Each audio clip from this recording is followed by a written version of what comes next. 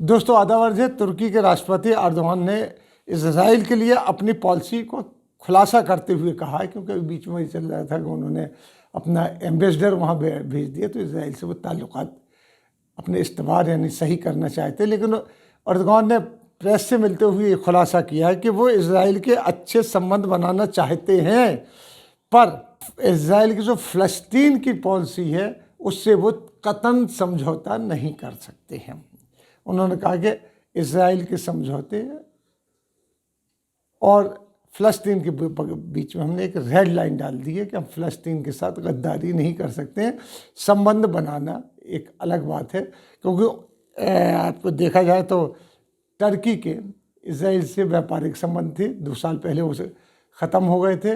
इसके साथ ही उन्होंने अपना एम्बेसडर वापस बुला लिया था। अब पहली बार 2 साल के बाद उन्होंने अपना एम्बेसडर वहाँ भेजा है टर्की ने, तो उसी के ऊपर वो कह रहे हैं कि हम संबंध अच्छे बनाना चाहते, लेकिन फ़लस्तीन से समझौते के माइनस, यानी फ़लस्तीन से हम कोई समझौता नहीं कर रहे हैं। उन्होंने ये भी बताया कि हमारे जो जासूसी संस्थाएं हैं उनके लोगों की इजराइल से काफ़ी मुलाकातें हो चुकी हैं, लेकिन बात अपर ऑफिशियल तो चाहते हैं कि हम ताल्लुकात अच्छे कर दें, कि कहीं ना कहीं बात अटक जाती है, वो है फ़लस्तीन। हम लोग उस पर समझौता नहीं कर रहे, चाहे संबंध रहें या ना रहें। वहीं टर्की जो है वो हमास को सपोर्ट करता है। यहाँ तक कहा जाता है कि हमास के 2007 के चुनाव के बाद प्रेसिडेंट मोहम्मद अब्बास ने गाज़ा का कंट्रोल कर लिया था गाज़ा पे, इसलिए पता चलता है कि उनकी जो फ़लस्तीन से क्या पॉलिसी है। इसके बाद हमास इजराइल से 3 साल युद्ध में भी रहा। हमास के टर्की का पूरा समर्थन मिलता है। इजराइल टर्की पर हमास के सपोर्ट का आरोप लगाता रहेगा और वो खुलेआम सपोर्ट करते रहे हैं। अर्दोगान के ये बयान उस समय आया है जब लगभग 2-3 सालों बाद उन्होंने अपना एम्बेसडर भेजा। उस यहाँ पर उन्होंने एम्बेसडर तो भेजा, इंटरनेशनल प्रेशर हुआ होगा या जो जॉय बाइडेन आ रहे हैं तो उसके बाद वो अपने संबंध ठीक करना चाहते होंगे अमेरिका से। क्योंकि देखिए एक साहब है, अगर कूटनीति देखें तो हर आदमी पूरे देश से बिगाड़ करके नहीं रह सकता। अगर हम टर्की की ही बात करते हैं तो टर्की का इस्लामिक कंट्रीज़ तो मुसलमान कंट्रीज़ तो कोई साथ दे नहीं रहा है, जैसे सऊदी अरब या कोई भी हो, तो लिहाजा वो अकेला फाइट कर रहा है। एक तरफ तो यूरोपियन कंट्रीज से उसकी फाइट चल रही है, दूसरी तरफ अगर यहाँ मोर्चा खुला हुआ है उसका फ़लस्तीन में, वहाँ ईरान इनका साथ नहीं देगा। ईरान तो वैसे भी किसी सुन्नी उसका साथ नहीं देगा, वो तो अपने आप में अपने मस्त है। वो ईरान सिर्फ जो साथ देंगे जो शिया डोमिनेट कंट्रीज हैं उनको कुछ साथ देते हैं, वरना वो अपने ही बाहर नहीं निकल पा रहे।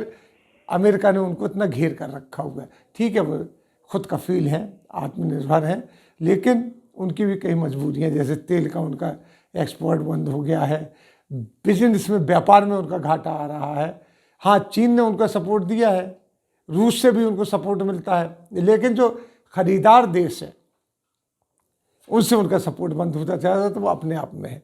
तो लिहाजा अर्दोगान ने ये चाल जो चली थी, एक डिप्लोमेटिक चाल थी कि इतने साल बाद उन्होंने अपना एम्बेसडर भेजा था, लेकिन फ़लस्तीन के मसले पर उनका कहते हैं कि हमारी अभी तक वही स्टैंड है और रहेगा। चूँकि एम्बेसडर इसलिए भेजना पड़ता है कि व्यापारिक संबंध होते हैं, बहुत सी चीज़ें होती हैं, एकदम से आदमी कटा हुआ तो नहीं रह सकता दुनिया से। फिर अमेरिका जैसी कंट्री से टक्कर लेना एक अपने आप में बात है, उसे डिप्लोमेटिकली हटाना चाहिए। उसी तरीके का हो जाएगा, वरना कि मेरे दादा बहुत ताकतवर थे, कहावत सुनाते थे हमारे अब्बा हुजूर अपने बचपन में। तो हमने पूछा तो फिर क्या हुआ, बोले एक दिन शेर से लड़ ली। तो हमने पूछा फिर क्या हुआ, बोले क्या होना था, शेर ने फाड़ के खा लिया। इसी तरीके से टर्की चारों तरफ से दुश्मनों से घिरा हुआ है। अगर वो डिप्लोमेटिकली नहीं चलेगा तो टर्की को ख़त्म कर देंगे वो लोग। इसीलिए उन्होंने, जबकि उसके ऊपर इल्ज़ाम लगने लगा था कि आपने एम्बेसडर भेजा है और इजराइल से ताल्लुकात सही कर रहे हैं, तो उन्होंने बताया कि ताल्लुकात हम बिगाड़ना नहीं चाहते हैं किसी से, लेकिन इस फ़लस्तीन के मकसद को हम आगे रखें और हम अपने फ़लस्तीन के स्टैंड पर कायम हैं। वहीं फ़लस्तीन में इजराइल सरकार के जुल्म बढ़ते ही चले जा रहे हैं। इजराइल की सरकार ने जेल में बंद जितने मुस्लिम कैदी हैं, वो कैदी कैसे हैं वो सब लोग जानते हैं कि मुस्लिमों को क्यों बंद कर रखा है उन्होंने। उनको कोरोना वायरस लगाने के लिए सख्ती से मना कर दिया है कि सिर्फ इजराइल के जो यहूदी हैं उनको ही लगेगा, या विदेश से कुछ लोग आए, जितने भी फ़लस्तीन के कैदी हैं उनको कोरोना का टीका नहीं लगेगा। ये उन्होंने ऑर्डर निकाल दिया है वहाँ पे। और इजराइल की फ़ौज ने जो है फायरिंग की, उसमें 2 फ़लस्तीनी नौजवानों को मारे भी गए हैं। ये जुल्म उनके ऊपर फ़लस्तीनियों के लिए साथ चल रहा है। ये खबर भी इसलिए कि क्योंकि खबर फ़लस्तीन की है, तो ये बताना ज़रूरी है कि उनको पूरी दुनिया में कोरोना वायरस लग रहा है, कि टीके लग रहे हैं।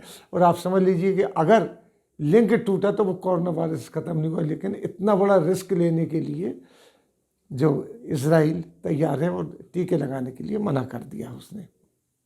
क्योंकि ये खबर इंटरनल सिक्योरिटी मिनिस्टर हैं जो इजराइल के, उनकी तरफ से आई, उनका बयान आया है बाकायदा कि उनको टीके ना लगाए जाए कोविड-19 के, जो फ़लस्तीनी कैद हैं।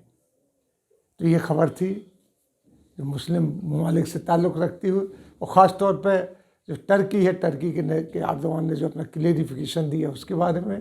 इसी के साथ हम आपसे लेते हैं विदा। अगले अंक में हाजिर होंगे, तब तक के लिए दीजिए हमें इजाज़त।